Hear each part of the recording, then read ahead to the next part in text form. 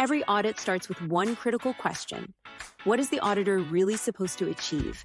ISA 200 answers that, and it sets the tone for the entire audit process. Let's unpack it. Welcome back to Audit ABCs with Jess. I'm Jessica, and in today's episode, we're diving into ISA 200, one of the most foundational auditing standards. Whether you're new to auditing or brushing up, this one's essential. ISA 200 outlines the overall objectives of the independent auditor. It's the foundation that all other ISAs build upon. Imagine you're a food inspector going into a restaurant. Your job is not to make the food, but to check if it's up to safety standards. That's exactly what auditors do. We don't cook the financial statements, but we make sure they're served fresh, clean, and fair. ISA 200 says the auditor has two core objectives. One, to obtain reasonable assurance that the financial statements are free from material misstatement, whether due to fraud or error.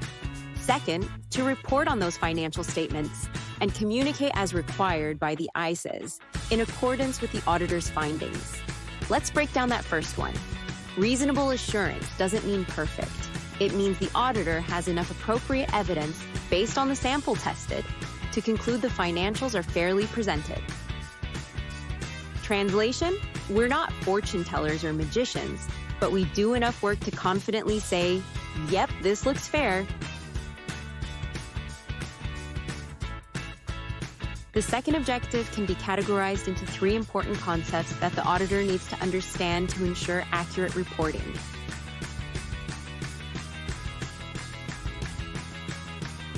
Here's something super important that ISA 200 emphasizes. Who's responsible for what? Management is responsible for preparing the financial statements, while we auditors are responsible for expressing an opinion on them. Think of it like a student writing an essay, management, versus the teacher grading it, auditor, and are totally different roles. This distinction is crucial because it means we're not creating the financial statements. We're independently evaluating what management has prepared. When we say material misstatement, we mean errors big enough that they could influence someone's economic decisions. It's not about catching every tiny mistake. It's about the ones that actually matter to users of the financial statements.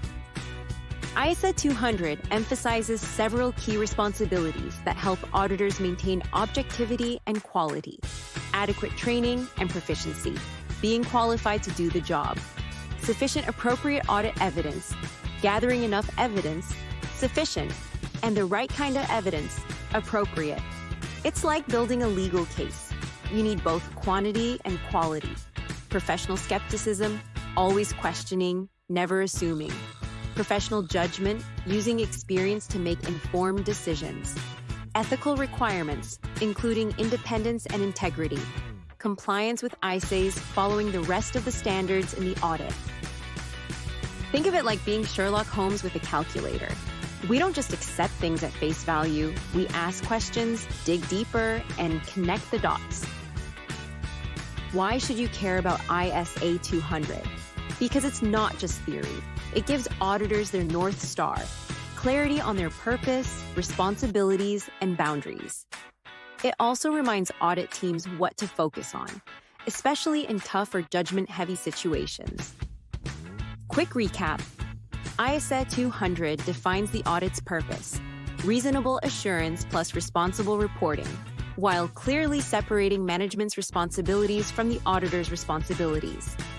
So, next time someone asks you what an auditor actually does, you can say, we're the quality inspectors of the financial world, and ISA 200 is the blueprint for how we do it.